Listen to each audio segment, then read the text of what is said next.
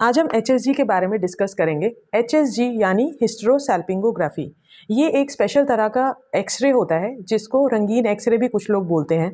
इसमें बेसिकली ये किन कंडीशंस में किया जाता है? ये इनफर्टिलिटी के पेशेंट्स में किया जाता है जिनको कंसीव करने में डिफ़िकल्टी आ रही होती है। इस प्रोसीजर में एक्चुअली में करते क्या हैं? इसमें आपके यूट्रस के अंदर एक रेडियो ओपेक स्पेशल तरह की डाई इंजेक्ट की जाती है और उसके बाद एक्सरे खींचा जाता है जिसकी वजह से ये डाई किस रास्ते से ट्रैवल कर रही है उसका बारे में हमें पता लगता है।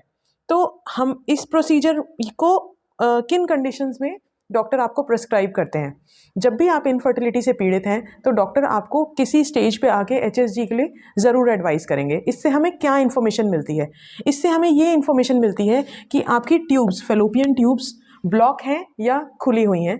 इसके अलावा यूट्रस में अगर कोई प्रॉब्लम है, जैसे कि कोई भी रसौली हो, पॉलिप हो या अंदर झिल्लियाँ बनी हुई हों, या फिर आपके यूट्रस के अंदर कोई कंजेनिटल एनोमली हो जिसकी वजह से, जैसे यूट्रस कई बार 2 भाग में बटा होता है या यूट्रस के अंदर कोई सेप्टम या दीवार होती है, तो ये इन्फॉर्मेशन भी हमें HSG में मिल जाती है जो कई बार अल्ट्रासाउंड में हमें नहीं मिलती। इसके अलावा ट्यूब्स खुली हैं या बंद हैं, ये इस टेस्ट के अलावा इसी टेस्ट से मोस्टली हमें इसके बारे में पता लगता है। तो इसमें ये प्रोसीजर बेसिकली हम करते कैसे हैं? इसके लिए आपको एक एक्सरे लैब में जाना होता है और डॉक्टर आपकी वेजाइना के अंदर एक इंस्ट्रूमेंट इंसर्ट करते हैं जिसको स्पेकुलम बोलते हैं। उसके बाद एक पतला सा प्लास्टिक कैनुला या फिर एक मेटल कैथेटर को आपको यूट्रस के माउथ के अंदर इंसर्ट करते हैं और उसको एक सिरिंज से कनेक्ट करते हैं। इसके बाद इस सिरिंज से एक स्पेशल तरह की डाई, रेडियो ओपेक डाई को हम यूट्रस के अंदर इंजेक्ट करते हैं। फिर ये डाई यूट्रस के थ्रू जाते हुए फैलोपियन ट्यूब्स में चली जाती है और फैलोपियन ट्यूब्स से ये बाहर पेरिटोनियल कैविटी के अंदर यानी आपके पेट के अंदर चली जाती है।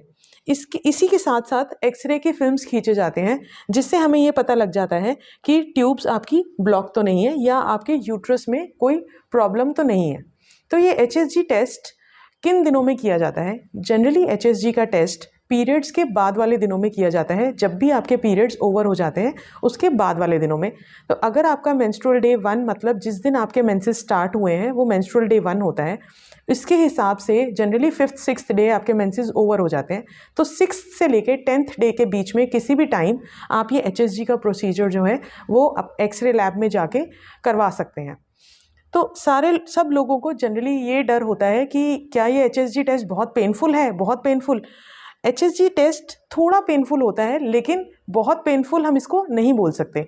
इसी की वजह से जनरली एक्सरे लैब्स में जहाँ भी HSG होता है, प्रोसीजर करने से पहले वो एक पेन किलर इंजेक्शन आपको इंजेक्ट करते हैं, लगाते हैं, ताकि आपको ज़्यादा पेन इसके दौरान फील ना हो। थोड़ा बहुत क्रैम्पिंग या डिस्कम्फर्ट जो है वो HSG में नॉर्मल है। इसके अलावा अगर आप बहुत ज़्यादा कंसर्न्ड हैं और बहुत ज़्यादा एंग्शियस हैं तो आप अंडर एनेस्थीसिया भी HSG करवा सकते हैं। कुछ जगह ये फैसिलिटीज़ प्रोवाइड करते हैं, कुछ जगह ये फैसिलिटी प्रोवाइड करती हैं।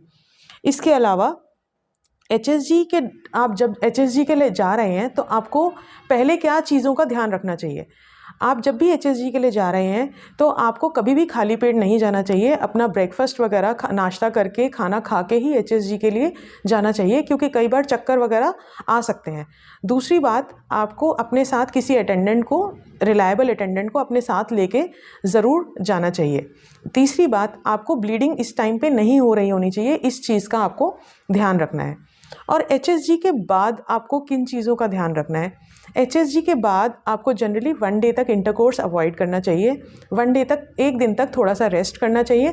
नेक्स्ट डे आप नॉर्मल अपना रूटीन वर्क कंटिन्यू कर सकते हैं और नॉर्मल खाना पीना अपना कंटिन्यू रख सकते हैं।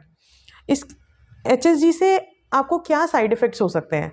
HSG से आपको जनरली हो सकता है 1 दिन तक थोड़ा लोअर पेट में, लोअर एब्डोमेन में थोड़ा बहुत डिस्कम्फर्ट रहे या क्रैम्पिंग रहे।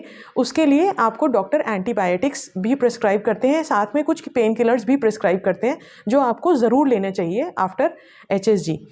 इसके अलावा अगर आपको बहुत ज़्यादा पेन फील हो रहा है या आपको फीवर आ रहा है या आपको बहुत ज़्यादा वॉमिटिंग्स हो रही हैं या ऐसा कुछ भी हाई रिस्क फैक्टर आपको लग रहा है, तो आपको तुरंत अपने डॉक्टर को इस चीज़ के लिए कंसल्ट करना चाहिए।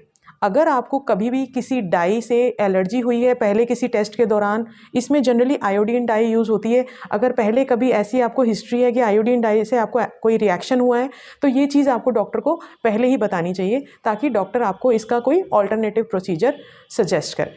Thank you.